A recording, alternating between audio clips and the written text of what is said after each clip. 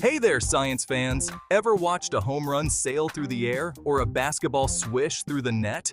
That's motion in 2 dimensions, folks. It's all around us, from the graceful arc of a thrown ball to the complex dance of planets in our solar system.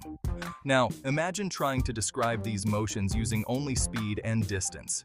You'd quickly realize something's missing. Direction. That's where vectors come in handy. Vectors are like arrows, pointing the way and telling us how much something is moving in that direction. Think about it.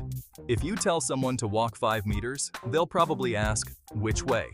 That's because movement isn't just about how far, it's also about where to.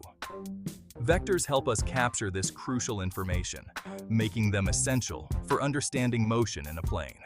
So, buckle up, because we're about to dive into the exciting world of vectors and 2-dimensional motion. Let's start with the basics. Scalars and vectors. Scalars are like the simple guys in physics. They only care about the how much. Think about temperature, mass, or time. 25 degrees Celsius, 5 kilograms, 10 seconds. These are all scalars. They tell us a magnitude, a quantity, an amount. Vectors are a bit more sophisticated. They're like the cool kids in school who always have a direction in life, literally. A vector tells you both its magnitude and its direction. Imagine you're driving a car. Your speed, say 60 miles per hour, is a scalar, but your velocity, 60 miles per hour heading north, is a vector. See the difference? Velocity tells you how fast and where you're going. Other examples of vectors include force and displacement. A force of 10 newtons pushing to the right or a displacement of 5 meters to the south are both vectors. They have a magnitude and a clear direction. Understanding the difference between scalars and vectors is like laying the foundation for a skyscraper. It's fundamental for everything that comes next in our exploration of motion.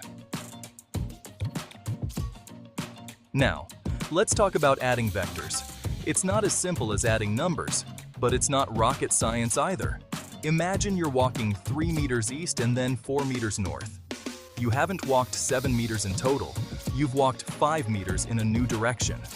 That's because we need to consider both the magnitude and direction when adding vectors. We can represent vectors visually as arrows. The length of the arrow represents the magnitude, and the arrowhead points in the direction of the vector. To add vectors, we place them head to tail. The vector drawn from the tail of the first vector to the head of the last vector is the resultant vector, representing the sum of all the vectors. In our example, the 3 meters east vector and the 4 meters north vector form the 2 sides of a right triangle. The resultant vector, the hypotenuse of this triangle, represents the total displacement of 5 meters in a northeast direction. Sometimes, we need to break down a vector into its components, like separating a delicious cake into its individual ingredients. This is called resolving a vector. It's like taking our vector and figuring out how much of it acts in one direction and how much in another direction. Think of it like this. You're pulling a sled across a snowy field. The rope you're pulling makes an angle with the ground. Your pulling force has 2 components, one pulling the sled horizontally across the snow and the other pulling it upwards.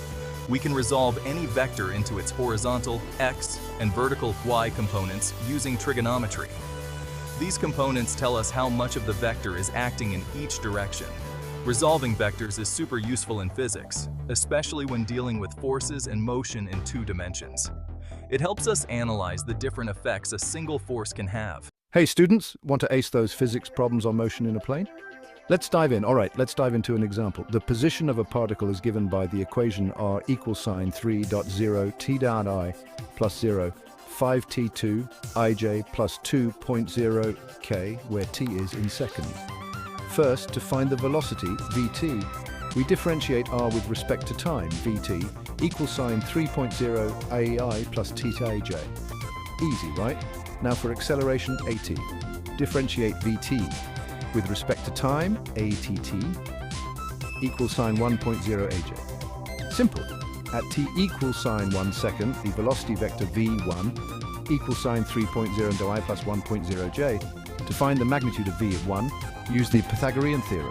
3. Rho2 plus 1. Rho2 equals sine 10 3.16 m per s. For direction, it's the angle theta equal sine arctan, 1/3, 18.4 degrees from the x-axis. And there you have it. With these steps, solving motion in a plane problems is a piece of cake. Keep practicing and soon you'll be a pro. Catch you in the next video.